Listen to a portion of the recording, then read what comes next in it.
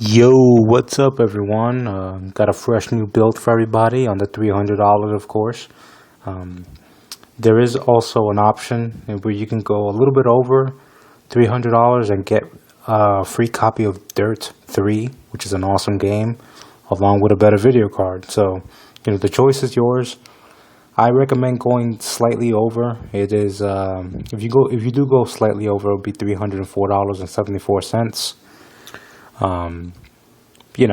If you want to stay under the $300 budget after mail-in rebates, you will have a build that is $299.74.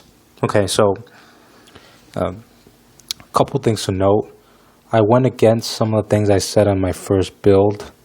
Primarily due to the fact that there were some pretty good deals this week online, primarily Newegg. Tiger Direct was acting kind of funny with me this morning. I don't know, for some reason it just wouldn't load the homepage, and it was acting weird. But from the things that I found on Tiger Direct, the prices on Newegg were still a little bit better, especially the motherboard. So let's start off with the motherboard. The motherboard is the A870 Cafe. It is an open box item, and it is $55.99 with free shipping. Now, one thing to note about this, I don't usually recommend open box items. I usually don't have a cable or whatever the case is. It doesn't come with an I/O shield or whatever it is. But the main reason I recommend this board is because, first of all, it has two PCI Express 2.0 slots, four slots for memory, and it goes all the way up to DDR3 2000, and of course it has SATA 3 ports. The main reason there has been so much returns on this board lately on Newegg, from what I'm reading, is that they made a mistake in which they shipped the board out and they claimed that it was FX compatible. The problem is that it is FX compatible, but it requires a BIOS update. See, in our case, that's not really a problem because, obviously with a budget build, we don't have the money to buy an FX processor anyway.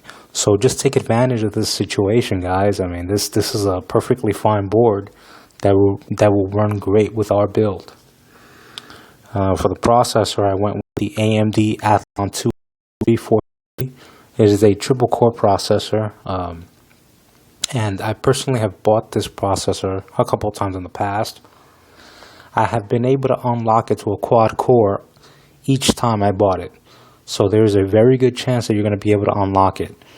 It is not a guarantee, but, at the very least for $77.99, you're going to get a pretty good processor. With the case, I went with the RAIDMAX Atlas ATX-295WBP. It comes with a 500 watt power supply. I generally go against this, but right now it is listed at $59.99, but there's a $15 mail-in rebate which drops it down to $44.99, and it's also free shipping. It comes with one PCI Express 6-pin connector, which will work perfectly with either of the cards that you decide to go with. And it was just a very good deal for the price. Now, the one downside this week is that I did not go with an SSD drive.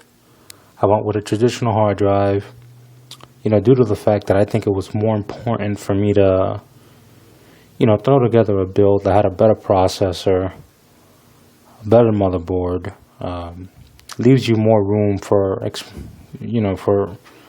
growth in the future. I mean, this motherboard that I just talked about, it takes up to a processor, guys. I mean, you are looking at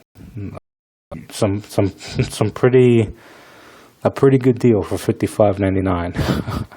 So, it's a 40 gig hard drive. I found it on Amazon. It is from a third-party seller. They have a 4.9 out of 5 rating. It is $15.80 shipped for a 40 gig hard drive. Not bad. It's listed as new. You definitely don't want to go with a refurbished hard drive at this point. And yeah, I mean, it gives you a little bit more space than the SSD drive, but I just don't think that anybody should really spend that much money on a traditional hard drive anymore. Everything is going to flash-based media. Everything is gonna get a little bit quicker. You just don't want to spend a lot of money on a traditional board unless you need a lot of space. That's just my opinion. I just think it's better just to hold on to your cash and just wait for like a new eggshell, one of those shocking deals that they usually throw up, and buy a quality SSD drive. That's where you want to go. Now, this is where you have the option on the video card. You can get the same video card as last week. It is the HIS 6750 and it is $84.99 after mail-in rebate. Or you can go with the XFX Radeon 6770 for $89.99. I recommend that card because not only is it a better card, but it also comes with a free copy of Dirt 3. I'm not sure if you guys really care about that game, but it's an awesome series. It will definitely push that card. With that card, you might be able to run it on high. I'm not sure about the requirements on Dirt 3. I do remember when Dirt 2 came out, the requirements were pretty high, given to everything else that was out there. So I definitely recommend the 6770. It will definitely, push the budget after mail-in rebates to a little bit over $300, but I think it's well worth it. I mean, basically, look at it. You're getting a better card and you're getting a free copy of Dirt 3, and it's only a $5 difference. I really think it's worth it. And to finish it off, G.SKILL 4 gig memory, $19.99. I mean, what more can I say? It's RAM. It works. It's cheap. Yeah, I mean that's pretty much it. You can go for two sticks of 2 GB RAM and drop the price down a little bit, but at this time, just go with the one stick and leave the other slots open. So if you want to upgrade slowly. Maybe you want to stick with DDR3 1333. Maybe you just leave the room for upgradability. Just leave it there. I mean, you can get the 2 sticks of 2 gigs of RAM each for $17.99. You'll save $2 there. It's really your call. I'll be linking both options in the description as well. So let me know what you guys think. I think this is a much better build than last week, and we'll just keep trying to improve. We went Intel last week, we went AMD this week. It really doesn't matter. You gotta leave the allegiances aside. You just gotta go with the best performance. And I think, if you were to run this through benchmarks, this will easily bench last week's, except for the hard drive compared to the SSD.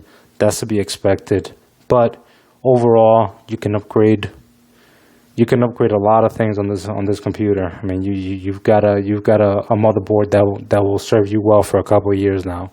So let me know what you guys think. See you guys next week.